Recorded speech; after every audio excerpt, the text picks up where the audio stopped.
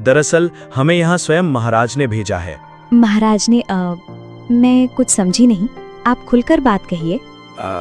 दरअसल बात यह है कि महाराज को आपकी बेटी बहुत पसंद आई है। महाराज ने अपने विवाह का संदेश आपकी बेटी के लिए भेजा है। क्या आप होश में तो हैं मंत्री जी? ये कैसी बातें कर रहे हैं आप? ओ भाई, मैं महाराज का विवाह का समाचार तुम्हारी बेटी के लिए लाया हूँ, तुम्हारे लिए नहीं। इसमें हैरान होने वाली क्या बात है? क्या तुम अपनी बेटी का विवाह नहीं करवाओगी कभी? देखो, तुम तो भली भांति जानती हो महाराज को, उनका क्रोध कितना भयानक है। ऐसा ना हो कि वे तुम्हारी बेटी को यहाँ से चुपके उठा ले जाएं। उनसे भला कौन पूछेगा? इसलिए अच्छा मशवरा दे रहा हूं मैं, मान लो, वरना कोई दूसरा तरीका अपनाया जाएगा। देखिए मंत्री जी, मैं शराफत से कह रही हूँ आपसे कि यहाँ से चले जाइए। मैं अपनी बेटी का विवाह राजा से नहीं कर सकती, ये संभव ही नहीं है। संभव नहीं है? मगर क्यों? इसमें असंभव वाली क्या बात है? देखिए मंत्री जी, मैं इस समय आपको कुछ नहीं बता सकती। आप बस यहाँ से चले जाइए और फिर कभी ये बात लेकर मेरे द्वार पर मत आना। सारे गांव में ये बात फैल गई कि दासी गोरी ने अपनी कन्या का रिश्ता महाराज को देने से इनकार कर दिया है। सारा गांव महाराज पर हंस रहा था। मंत्री बड़े ही गुस्से में महाराज के पास पहुंचे। राजा ने मंत्री को देखते ही हंसकर कहा, मंत्री जी बड़े जल्दी लौट आए हैं। क्यों? दासी ने आपको चाय पानी के लिए नहीं पूछा? महाराज क्षमा कीजिए, मगर हम अच्छी खबर नहीं लाए हैं। महाराज, दासी ने साफ इनकार कर दिया है और यहाँ तक कि हमारा अपमान करते हुए कहा कि ये बात दोबारा लेकर मेरे द्वार पर मत आना। क्या? ये क्या कह रहे हैं आप मंत्री जी? उस दासी की इतनी हिम्मत! आपने उसे जिंदा कैसे छोड़ दिया? महाराज, प्रजा हमसे बहुत नाराज है। अगर हम वहीं उसे मार देते तो लोगों की नफरत और बढ़ जाती, जिससे आपके सिंहासन को खतरा पहुंच सकता था। इस समय हमें जोश से नहीं, होश से काम लेना होगा। मंत्री जी, हम अपना क्रोध रोक नहीं पा रहे। उस दासी की इतनी हिम्मत कैसे हुई? हमें ये सहन नहीं होगा। मंत्री जी, उस दासी को पकड़कर तुरंत यहाँ लाया जाए। जी जी महाराज, आप जैसा कहेंगे हम वैसा ही करेंगे।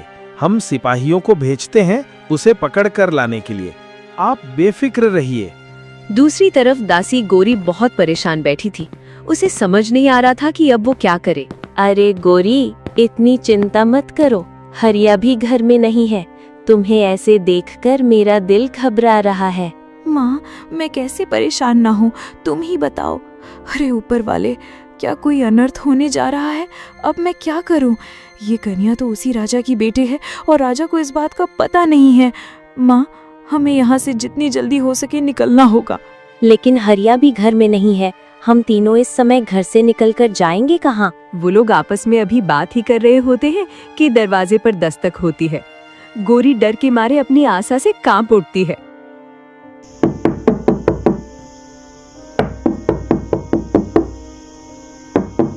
माँ, इस वक्त कौन हो सकता है? अरे डर मत, हरिया होगा। जाकर दरवाजा खोल। गौरी दरवाजा खोलने जाती है और जब वो दरवाजा खोलती है तो वहाँ राजा के सिपाही खड़े होते हैं। उन्हें देखकर गौरी डर जाती है। आप लोग यहाँ इस वक्त क्यों आए हैं? हमें महाराज ने भेजा है, तुम्हें लेने आए हैं और तुम्हें हमारे साथ चलना होगा अभी। गोरी बहुत डर जाती है और समझ जाती है कि अब उसके पास कोई रास्ता नहीं है, इसलिए वो सिपाहियों के साथ महल की ओर रवाना हो जाती। महाराज, ये वही आपके शत्रु हैं जिन्होंने आपका अपमान किया था और आपके विवाह के प्रस्ताव को ठुकराया था। एक दासी की बेटी के लिए हमने विवाह का प्रस्ताव भेजा और एक दासी की इतनी हिम्मत कि वो हमें इनकार करे। सिपाहियों, इसे तब तक मारो जब तक कि ये विवाह के लिए राजी ना हो जाए। महाराज, हमें क्षमा कर दीजिए।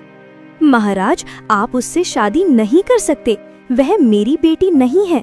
महाराज, वह कोई और नहीं बल्कि आपकी अपनी बेटी है, जिसे आपने मारने का हुक्म दिया था। क्या? ये क्या बकवास कर रही हो दासी तुम?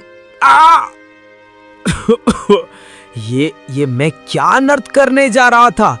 ओह, ये सब तुम्हारी वजह से हुआ है। दासी, वो लड़की अभी तक जिंदा बची हुई है। मंत्री जी, राजकुमार को बुलाइए अभी, इसी समय। तभी